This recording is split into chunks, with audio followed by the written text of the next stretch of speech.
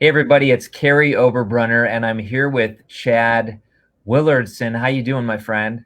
I'm doing great. I'm doing great. Listen, first of all, I'm jealous of your hair. Second It of took me a all, long time to grow it. It really oh did. man, I'll tell you Be what, patient. it's just good hair. But you look great. You got the #1 bestseller. We're going to be talking today all about stress-free money. Chad, why is that an important topic today? It's an important topic because anxiety and stress around money is one of the greatest things that everyone has in common. I mean, no matter where you are or what level you're at financially, you're feeling some anxiety or stress about money, especially in 2020. Absolutely. Well, listen, folks, we are doing a live book launch. This is a fantastic day. We got lots of Chad's friends jumping on, as well as the whole world. What I want you to do is type in below where you're from. Chad, you don't know this, but I'm going to let you in on a little surprise. All right. I'm going to be giving away your book to 3 of the most engaged members Awesome. today. Awesome. So folks, not only are you going to get gold from teaching, and by the way, look, wait, Montreal just showed up. See, I like it. He said fantastic. sunny though. I'm not sure. Is it really sunny in Montreal today? That is a good question. That is a good question. So, folks, what we're going to be doing is we're talking about stress-free money, and it's already a #1 bestseller. First of all, let's talk about that. How cool is that on your book launch day to have already achieved that? That is pretty slick. I am shocked, humbled, and thankful. To be honest, it's I didn't expect it, but we've had great support, so I really appreciate it. It's fantastic. You already got financial risk management. You've got wealth. I think don't you think people are ready for this message? And if so, why are people right now on October 1st, 2020, more concerned about this topic than ever? I think people see how much stress has affected them. When they think about money, they feel sometimes intimidated or overwhelmed. And there's so many uncertainties, the things that they can't control. And so people finally are just like, you know what, I got to do something. I need to do something. So maybe I can learn a few things that will help get me into a better position. Absolutely. Well, listen, you have people jumping in from all over, lots of friends of yours. Leah, you have Mindy as well. Mindy Moore. We have Portland in the house, Port Orange, Florida. Susie, you know Susie? I do. What's up, Susie? She's pretty pumped. All right, so Chad, let's jump into the content itself. Okay. You are the founder and president of Pacific Capital, and most people do not know what a fiduciary is. First of all, folks, get out your pens and paper. You're going to learn a massive term, and here's the thing: he's going to pull back the curtain on how most of you are investing. I think there's only 3% of the world that's fiduciaries or something like that. It's less than 5 for sure. Yeah, less than 5 for sure. Yep. So what is a fiduciary, and why are the rest of us maybe not in the right spot? Fiduciary is someone who is legally obligated to put your interests first at all times.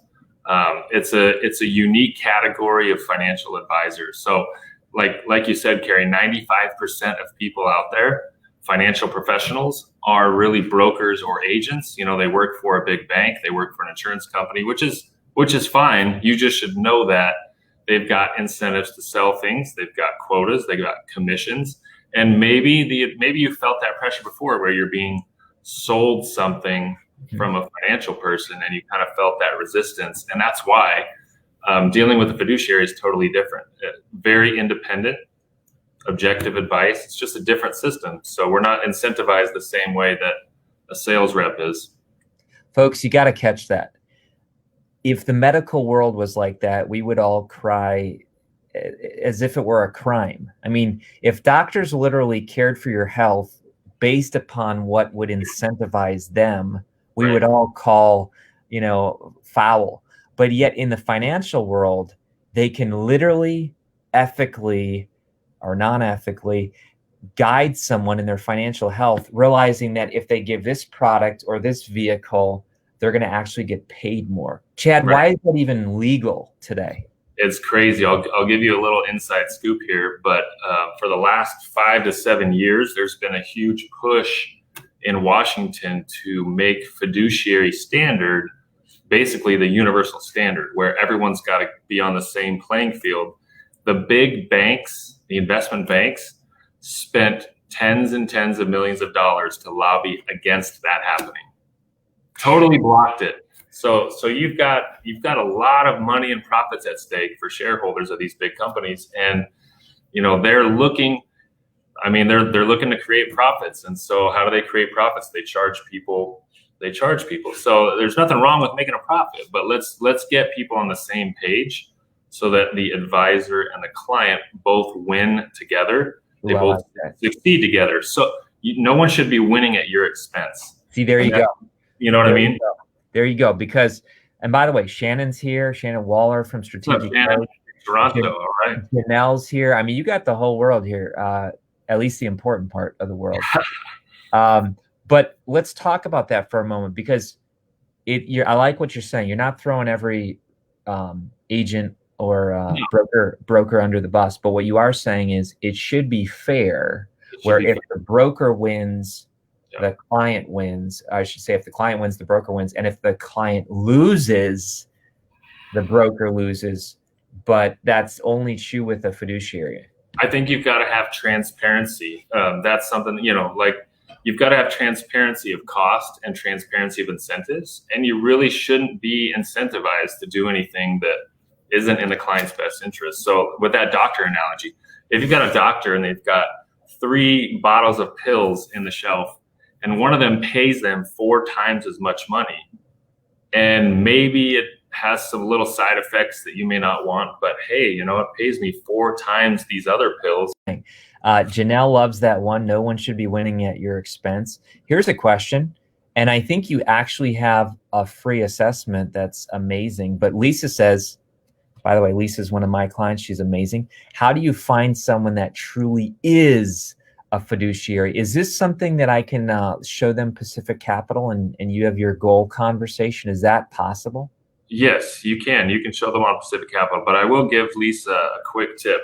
Okay. Here's some quick things to note on how you can find a fiduciary. First of all, before you do that, Chad, folks, tag a friend right now. This is gold. I mean, literally what Chad's going to share is what 97% of the population does not want you to hear in terms of brokers.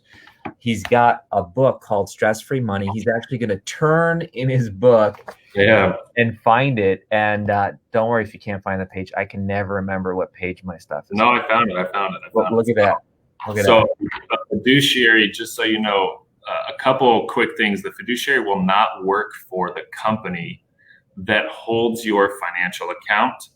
They will not work for the company that is selling you the insurance policy. So if I do an insurance policy with XYZ insurance company, you don't want the person giving you advice to also be employed by XYZ insurance company. That means that they're working for the firm and they're not a fiduciary working for you. If you're putting your money at XYZ bank, your advisor, you don't want your advisor working also at XYZ bank. There's just conflicts of interest, and that's an easy way to say, do I have a fiduciary or do I not? But also you can ask, your financial professional should be honest. But one thing that I wanted to point out, it says a fiduciary professional must act in the beneficiary of or client's best interest at all times. This may mean recommending a financial strategy that results in reduced or no compensation simply because it's the best option for their clients. Whoa. So you got to just give the best advice regardless. You're legally bound. And that's when you take that pledge, it's a big step. But I think people are thirsty and hungry for independent and objective advice. I believe it. And let's just be honest. I know you're humble about it, Chad, but you're doing a good job. And that's why your business is growing. So what is a goals conversation? And is there a catch? And, I don't know. I honestly don't know. Is there a fee? I mean, it'd be cool if there's a fee. What does this all mean? What does this all mean? The goals conversation is simply the first step when someone someone gets referred to us or they find us online, they schedule a goals conversation. They fill out a few pieces of information about their background and what their goals and concerns are. And then someone on our team or myself will have an actual, now it's a Zoom chat, we'll have a talk with them and get to know them. It's really more of like a mutual interview discovery process to see if there's a fit. There's no cost to it. Sometimes people are a great fit for what we do, and other times it's not, but we can give them maybe some direction to go somewhere else. So that's all it is, no catch. And listen, folks, Chad's a guy that I've met and known for 2 years. And I can just tell you, we're in a strategic coach group together. The guy valued your clients. Your family's beautiful. You do charity. You've done mission work. Yeah. What in the book talks about just creating a life worth living? That's a great question, Kary. And when people see our 5 kids, the first question they ask is, are they all yours? And then the second question is, how do you do it? Like, how do you manage all your time? And I think what's important is you've got to prioritize what matters. Keep the main things the main things. And so when it comes to family and business and community service and things like that, I prioritize those things and basically schedule what's important to me.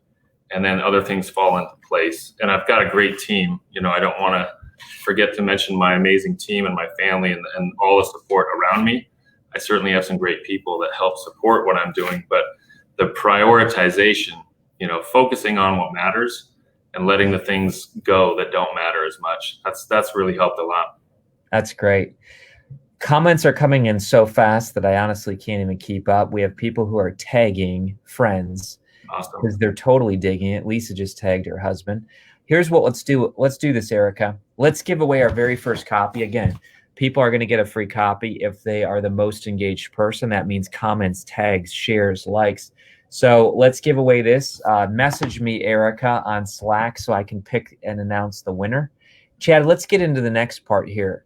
I want to ask some specific questions. What are some of the top financial mistakes that people make? Yeah, some of the obstacles I talk about in the book, I'll highlight a couple, but the first one is, I'll tell a little quick story analogy. So imagine you're getting ready to go on a vacation and you're getting ready to pack your suitcase and you have no idea where you're going, where you're leaving from, and when you're going there. Like, what are you going to pack? You got no idea, right?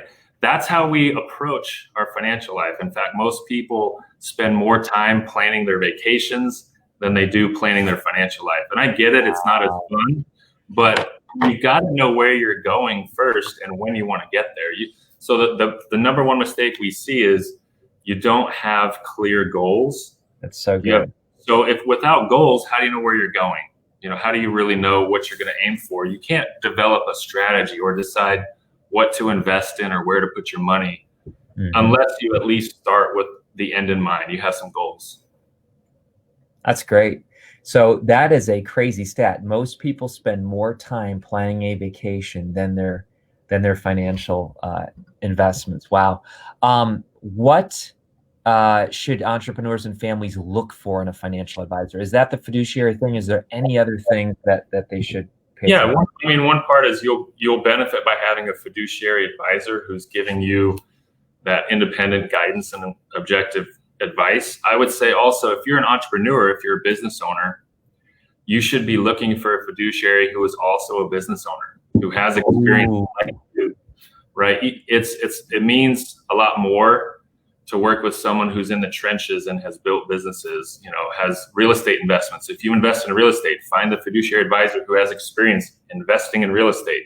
I wouldn't go hire a trainer at the gym who looks like they've never worked out or doesn't eat healthy, right? Yeah, so true. We go after financial advice from people who aren't in a position that we want to get to. So I think as an entrepreneur, you should look for fiduciary advisors who have business ownership experience as well. That's one thing I would say. I love it. Look at these people here. Leah, such a beautiful, strong-minded family.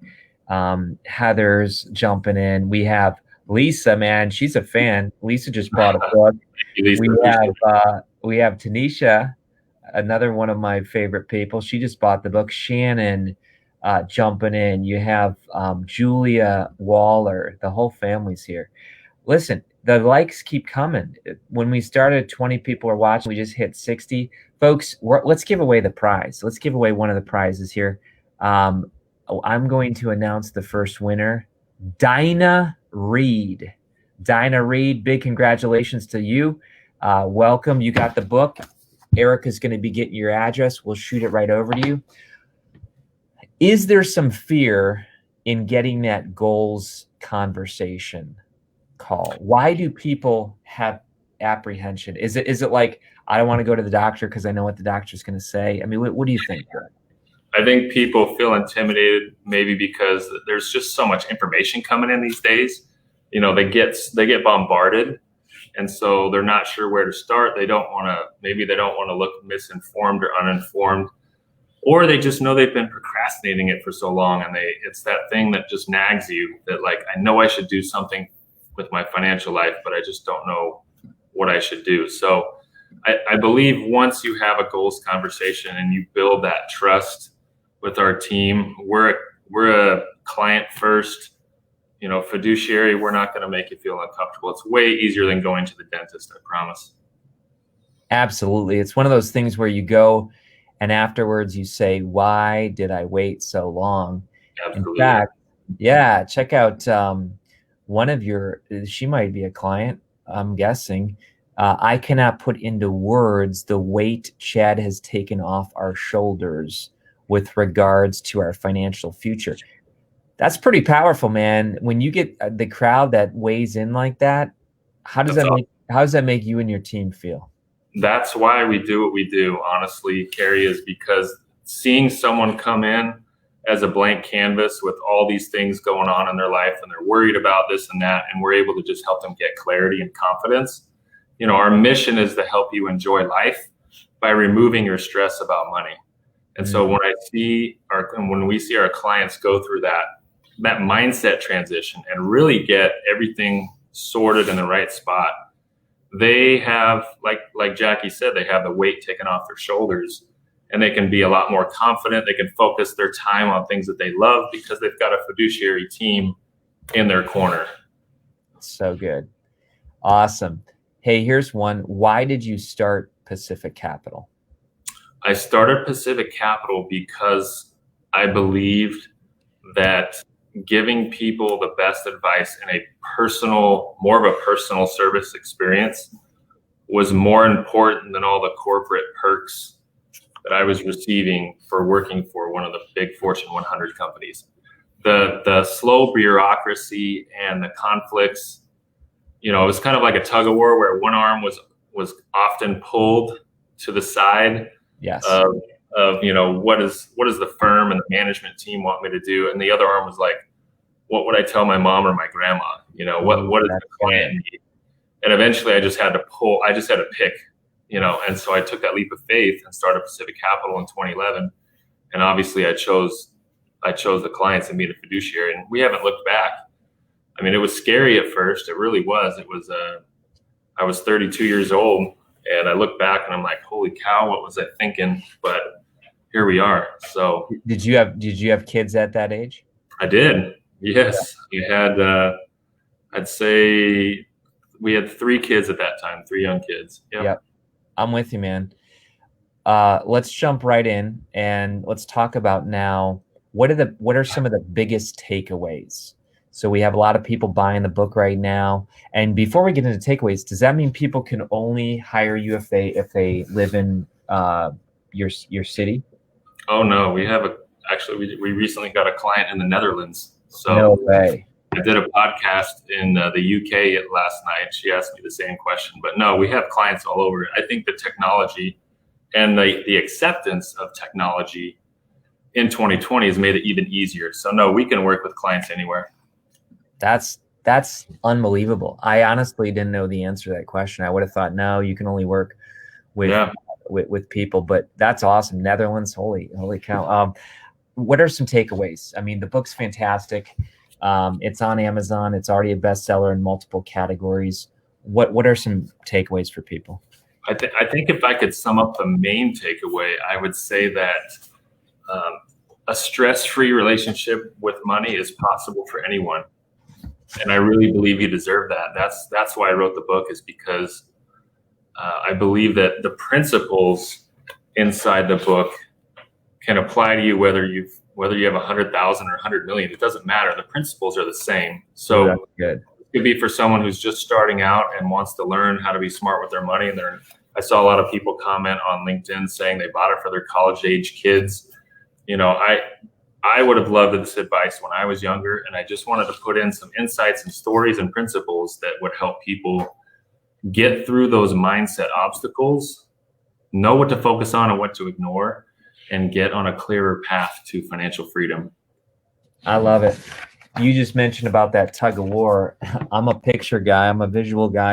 I don't know if you can see that, but Here it is. Yeah, I can see it. That's powerful. So you had to choose, and then you said, I'm going to put, I love that. You followed your heart. When you have to recommend things that aren't the client's best interest, right, you can't sleep at night. And that was a growing concern. And I love that you stepped up. Let's even talk about obstacle number one. No clear goals. Yeah. That gets back to your point about packing up for the trip that you have no idea where it's going. Is that what you're saying?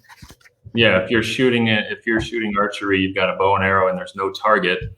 How do you measure your progress? How do you improve? How do you even know if you're on track? I think, and having clear goals and purpose will motivate you to be more disciplined and successful. So I like to follow up questions with somebody by saying, so that. So if someone says, well, I'd love to have some investment real estate, and I want to have, let's say, pick a number, 15,000 a month in passive income from investment real estate. Okay, great. We're going to help you write down that goal and build a plan. But I want to say, so that what? And maybe we dig deep enough and they say, so that I can make sure that even if something happens to my job, I can take care of my ill mother who's going to need care in the next couple of years. And so we dig deep enough and we can find out what their actual purpose and the meaning is. Then the money has meaning and purpose, and they really have more conviction and commitment to reach their goals. They've got something that's pushing them from the inside. You know what I mean? That's so good, folks. You got to catch that. I got to repeat it. That's huge. So what you do, Chad, is you don't just say, let's pick a number. I want $5 million, because that's not what, it's not motivating. It's not right. What? It's just an arbitrary number with no purpose behind it. We need to understand why you're doing what you're doing. Do you think most people give up with a goal that has no purpose? I think it's very hard to stay committed. And I also think without a purpose, you might be distracted by shiny objects, along the way. Yeah. So if you've got a purpose and you're going somewhere, then you're not going to be taken off the path by some opportunity that will distract you from what you're actually going for. That is awesome. And then what if you do tie the money to taking care of your ill mom and the shiny object comes? Then what have you seen with your clients? It's a much different conversation, because we talk about their goals and we go back to that initial goals conversation and say, has anything changed? And maybe that shiny object, that new opportunity, is something that they should pursue. And so we're going to look at the strategy we've built for them and find a different avenue that can still meet those goals, together. Interesting. Chad, I'm going to throw some conventional wisdom at you, and you tell me, as a financial advisor, and by the way, this isn't planned, folks, so Chad's in the hot seat here. Ready. What about the person who says, don't enjoy life now, just keep saving for later? In other words, you want that latte, that same $5 latte is going to be $50 in 20 years. You shouldn't have anything. I mean, I look at your family, I look at your life. I don't see you like that, unless I'm being wrong. Is that the approach you have? No, we definitely are not. We're definitely not eating, the top ramen just so we can have a great retirement when we're 70. There you go. But I would say I think you feel out of control when you don't have a plan, and that causes a lot of waste. Ooh. So when you're wasting, if you don't tell your money where to go, it'll tell you where to go. So if Oh, you're that's wasting, good. you know what I mean? Hold on. Folks, write that down. That's tweetable. Say it again. If you don't tell your money where to go, it'll tell you where to go. It's not a good place. So you've got to actually, so you may be just letting money go down the drain, but once you get your priorities and your goals set up first, you should still have money left over for the things you really love.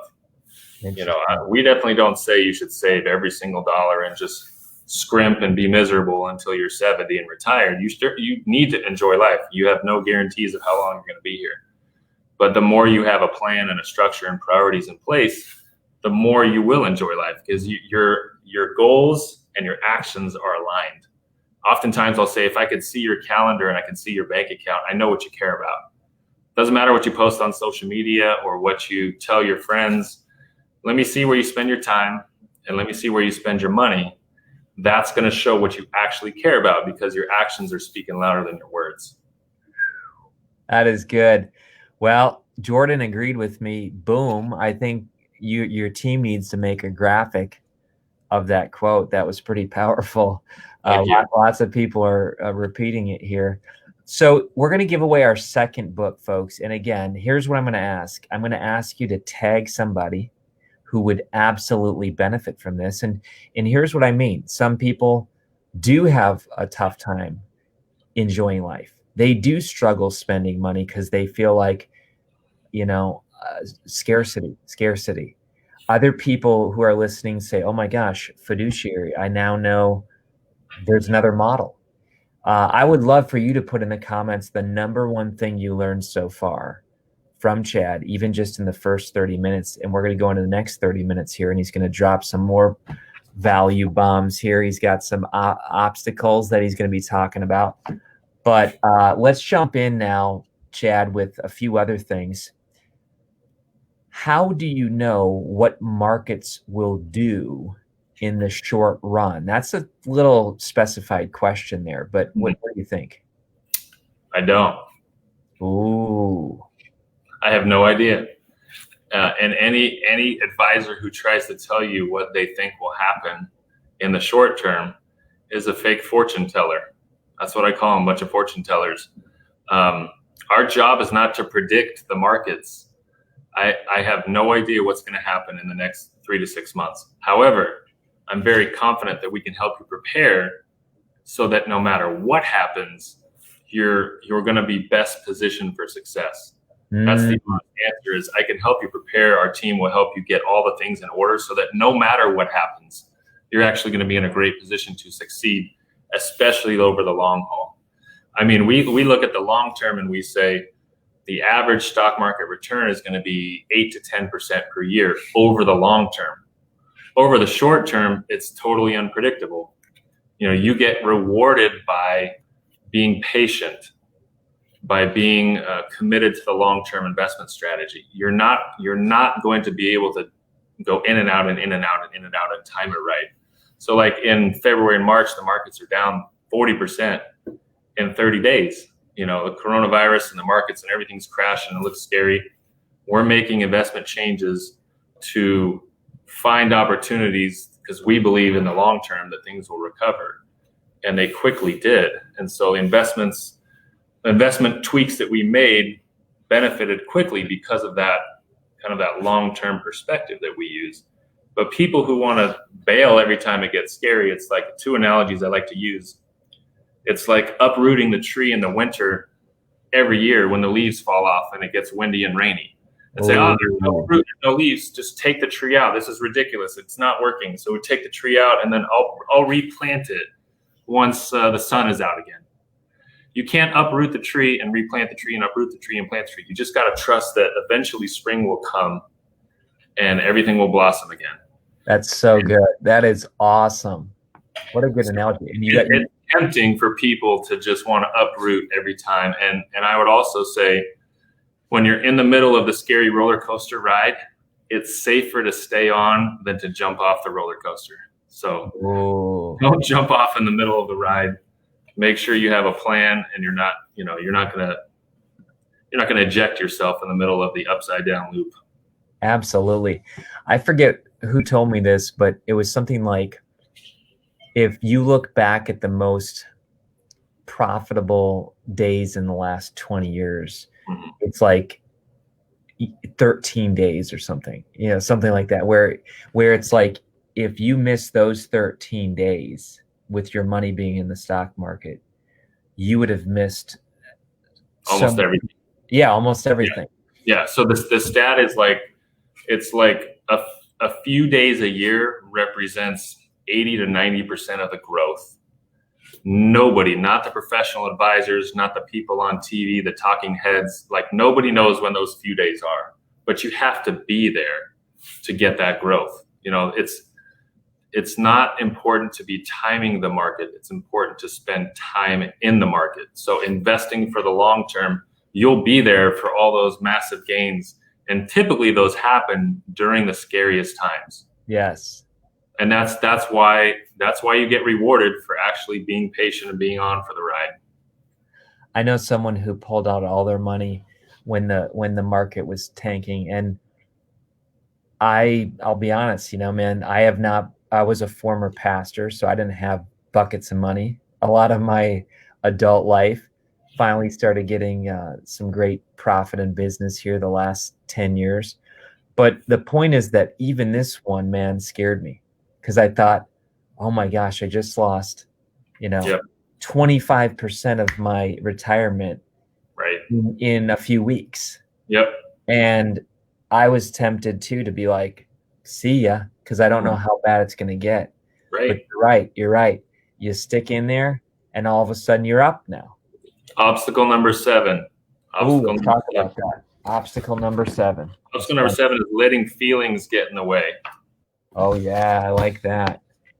Talk about so that. Letting feelings get in the way. I mean, that's human nature. Human nature is that we're going to be tempted to be fearful or greedy, and we're going to make reactionary decisions based on our feelings. If you think about someone who falls in love with a house, and the house is way out of their budget, and the house is way overpriced, but it doesn't matter. I love that kitchen, so I got to have that house. And so you're going to pay whatever it takes because your feelings have already attached you to that financial decision. Same thing with the investments, like, oh, my retirement's gone down 30% and I can't take it anymore. I'm too stressed, and therefore I'm going to sell. And what you do is you turn temporary declines into permanent losses. So don't turn temporary declines into permanent losses. Keep your investment strategy steady through the ups and the downs.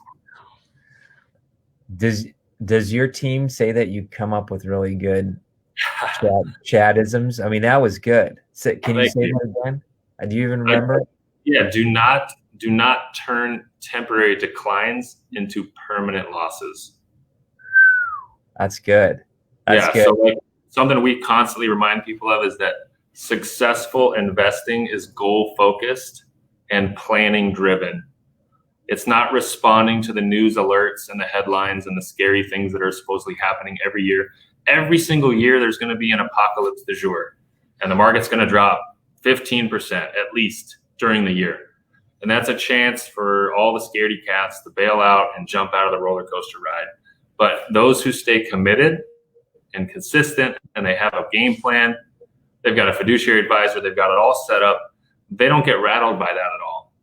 And if you talk to these clients during February and March, they were not stressed and worried and anxious like most of the people were out there, who were just kind of, well, here it goes. Everything's going down, so I might as well get out now before it goes down even further. Yeah. So, and I've heard it said that if you do pull out during that time where it's real low, human nature is not to get back in. Like, when are you going to get back in? You're not going to get back in. There are people that never got back in after 2008. They're still not in. It's been 12 years. Wow. So you get out here, now the market goes up, and suddenly you're like, oh, okay, I'll go back in. then it goes back down. Yep. Yeah, it's just you're going to lose. It's a cycle. So on page, I got to find this emotional cycle. Interesting. Oh, here it is, page 110. Okay. Page 110, there's a little like emotional roller coaster. Oh, yeah, I see that.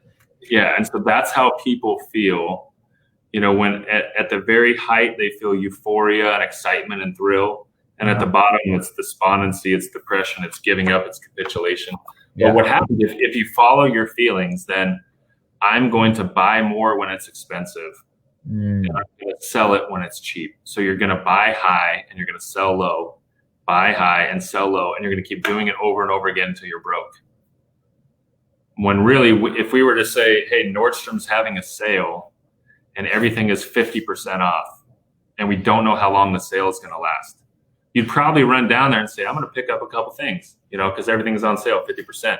Yet for some reason, financially, we do the exact opposite. Things are on sale and we say, I better sell it now when it's super cheap, or I'm going to wait till the price is quadruple and then I'm going to feel comfortable going back to Nordstrom's and get some stuff.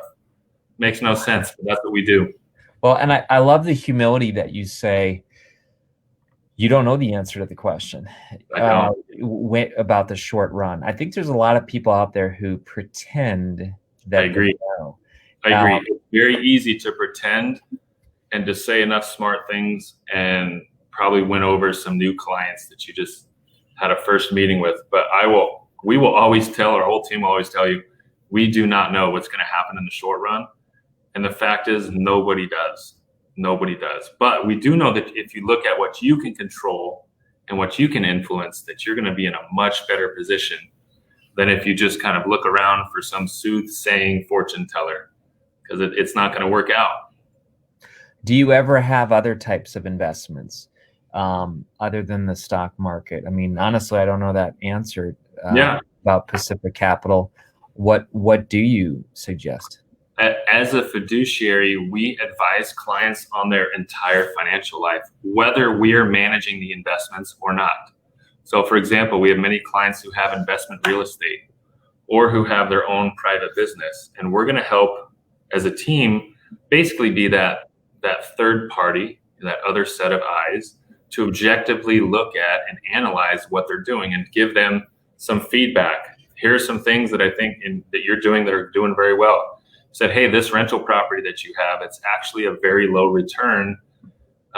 You should probably look at some alternatives. So we're going to give you advice on your whole financial life, not just the investments in your financial accounts. But we invest in things that are, we have real estate, we have tax-free bonds, we have ETF funds that are very diversified. So, but I would say the investment vehicle isn't as important as the relationship of trust, as the overall advice and guidance, as having the game plan, having everything coordinated together. So it's not just some big fragmented collection of accounts and things like that. The vehicle of how to invest to get your results and your cash flow is not as important as actually having the plan to get there. Absolutely. Well, here we got our next person who's going to be getting the prize, which is Chad's fantastic, amazing bestseller, just came out.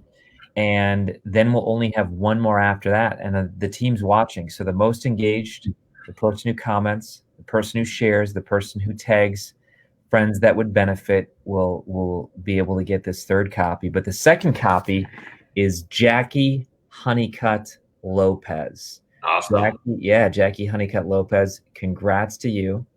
And Chad, let's jump in with some other things. What are some warnings you have for people when investing or making big money decisions? I would say one of the warnings is don't get caught up in the fads. A lot of things, if it's just like grandma told you or grandpa told you, if it sounds too good to be true, it probably is. Today, October 1st, 2020, at the banks, the money market savings rate is almost basically zero. Interest rates are at all-time lows.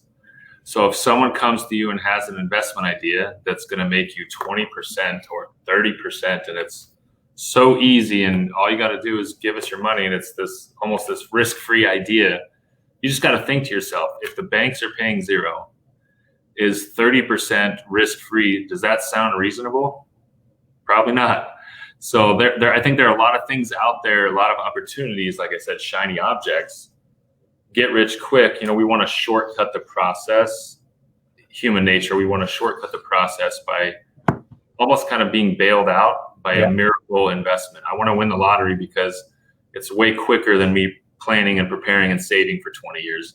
I'd rather just somehow get money in my bank account quickly. So it does take work. You're going to reap what you sow. It's not a quick get rich quick type of thing. So don't be tricked or lured in by things that are going to turn out poorly. We had a couple in San Diego who reached out to us. They're in their late 60s. And most of their retirement funds, they had invested in 3 or 4 private investments with the promises of very big returns. They were going to double their money or get 30% a year in income, and it was going to work out so great. And all 3 of them went to nothing. And they called us with basically like 1/4 of what they had. Very distrustful of people, but they were referred to us, and it broke my heart, honestly, to hear this couple who's no longer working, and they basically squandered their entire life savings because they fell for 2 or 3 of these ideas. So I'd say that's a warning for all of us. There are so many things out there that people just kind of pass along as a quick idea, and if you get caught up in that get rich quick, then you might have major regrets later. So that's one extreme, jumping in on the idea. What about the person who's watching right now and saying, well, because the stock market could go down, because some ideas might be bad, they just say, I'm going to put my money under the mattress. Yeah. Is that a good strategy? It's not. I mean, you do need to have some savings. You do need to be prepared for, as we saw, most financial people talk about have 3 to 6 months of savings. Perfect example is 2020. I mean, if you lost your job or if your business went under because of all the COVID restrictions, then at least you had 3 to 6 months of savings. So a lot of families and businesses were exposed for not having that savings reserve. So we believe you should have some savings reserve, but you shouldn't be sitting on the sidelines. If you have all your money doing nothing for you, then just inflation alone is going to eat up the value of what you've got. So you've got to have money growing. There's just a balance. It's almost like you don't want to have the porridge too hot or too cold. You want it just in the middle. You don't want to be super aggressive, risky, trying to get rich quick, double my money overnight. You don't want to be sitting on the sidelines doing nothing, basically having your money under the mattress. You just want to have a plan. You want to have a balance. You want to have some safety investments. You want to have some growth investments. You want to have things that are paying interest. You've got to have a balanced approach for sure. That's so cool. Talk about your model here, how you work. How we work, the first conversation there is the goals conversation. That's where we have that discovery appointment with somebody and we learn about their goals. They learn about how we help people like them. If it's a fit and they want to move forward, then we'll move on to number 2 together. That's the financial life inspection. Financial life inspection is like a full appraisal of your financial life. We're going to look at everything. We're going to look at college planning for your kids or grandkids, estate planning, investment strategy, cash flow, taxes, retirement planning. We're going to look at all of that together. We'll even look at your insurance, your debt, your real estate. We're going to look at and analyze and give advice on things that, like a fiduciary said, we don't get paid to even process for you. So we'll look at your homeowner's insurance. If you could be saving money there, even though we have nothing to do with homeowner's insurance, we just want to basically touch every area of your financial life. And so the financial life inspection is our unique process of going through 100 checkpoints and giving you advice and guidance. You're going to get a green, a yellow, or a red score in every one of those 100 checkpoints from our fiduciary team. So once we've gone through that process, it takes a few weeks. Then number 3 is the strategy conversation, where we're going to deliver all of those recommendations. And we're going to help you implement as many of them as we can. And we could refer you to other people to help you, or you could use your own people. That's totally up to you. And then, of course, the result is increased financial success and security. And that's what Jackie and some of the other clients on this interview have mentioned. They've gone through that process. So this is our fiduciary process to work with people. So good. That's so good. So Heather says Gen Z is so into the quick investments like Robinhood. What do we tell our eager beaver kiddos about this? I would say, number one, it's a positive thing that younger people are looking to get into investing. So I think it's great. You know, if you don't know what Robinhood is, it's an online trading app where you can basically go on and start an account at a young age, and for free you can buy and sell investments right there by yourself.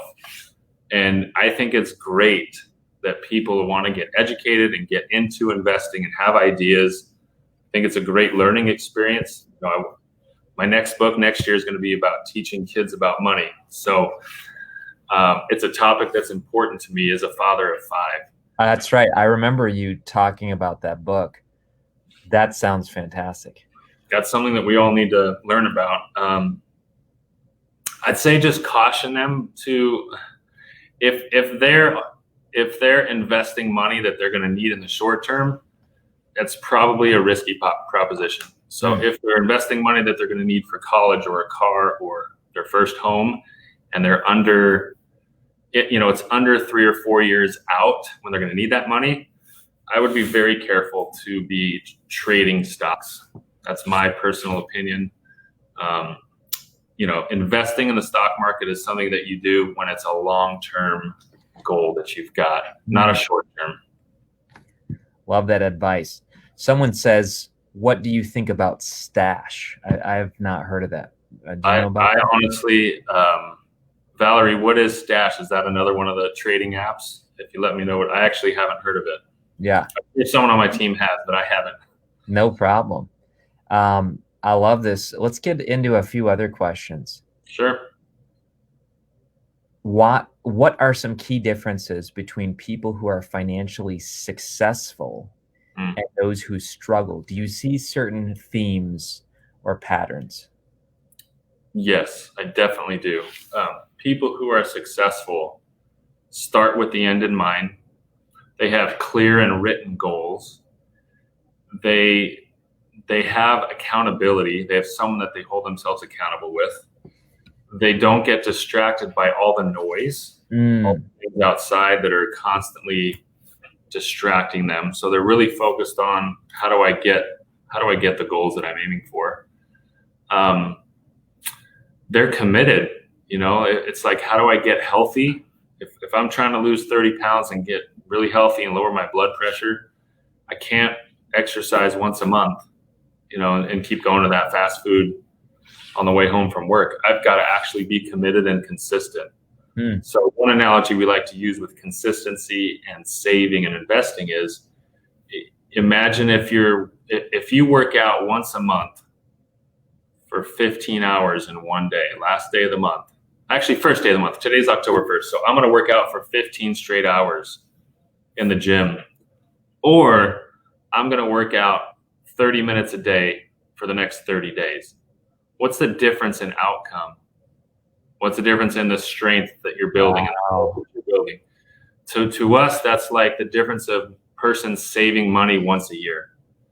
I'm going to save at the end of the year however much I have left over. If I get a bonus, I'm going to put some money in a retirement account, and that's good enough. We feel that it's better to save smaller amounts more frequently and be consistent and build up that strength, and especially letting that compound interest work for you. Big, big difference. That's so good. Well, the crowd has jumped on and they've talked that Stash is very similar to the app that you were referring to. So same advice. Yeah, same advice. No different. Be careful. I'm not a fan personally of what's called penny stocks. Stocks that are under $2 a share, where people are trying to buy it for 6 cents and sell it for 20 cents and this and that. I know you can make money doing that. it's to me, it's more like gambling most of the time, so when it comes to investing, investing is very different than gambling. So I think that's kind of the hype and sensation around it, is like, oh, I heard a rumor that this penny stock is going to go up 100% in the next 3 days. And sometimes it does. And that's the thing. Sometimes it does. So you think, well, maybe this one will be the next one. So I would just say, be cautious about it. Don't get sucked into those kinds of get rich quick trading ideas if it's money that is especially needed for something in the short term. That's awesome. And let's face it, it becomes all consuming. It does. If you're watching, what are you thinking about the next 3 days? You're not focused on your family, your friends. Yeah, you're just sitting there like, did I do it? Didn't I? And the rush. Perfect example, Kary, is Bitcoin. Ooh. Bitcoin a few years ago around Christmas time, and there was hype that it was going to go to $100,000 a coin, and it was at 8,000 or 7,000, or it went up to 19,000. And I know people that literally were watching it 10 to 12 hours a day in their little coin apps and just constantly obsessing with it. Everything else goes to the side because the risk is high. And so it does suck you in. I understand it's tempting. If you have an itch to be a little bit of a gambler, keep it to a really small amount. But serious money for big, important goals should be professionally managed and planned. Love it.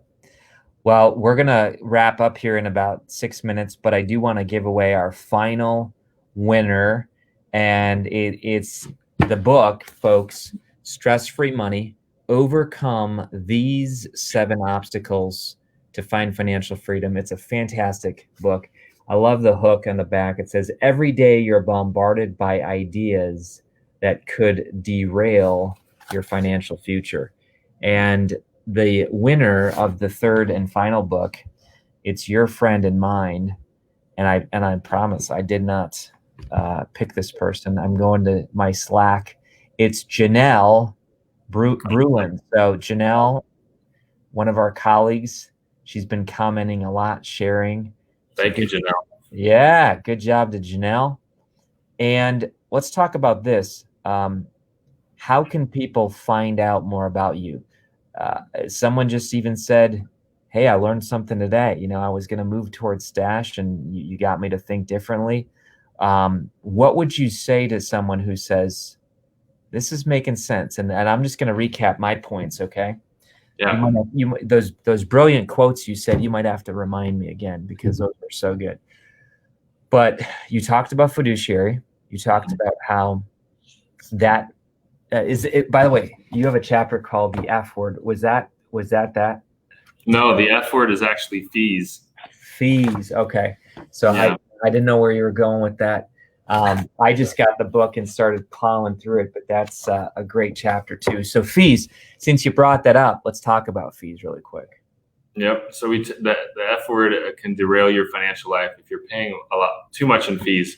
Most people, a Fidelity study shows that over 75% of people think that their 401k accounts are free. Their investment funds are free. They don't cost them anything. So I think one of the biggest misunderstandings that people have is how much am I actually paying for my investments and my investment advice.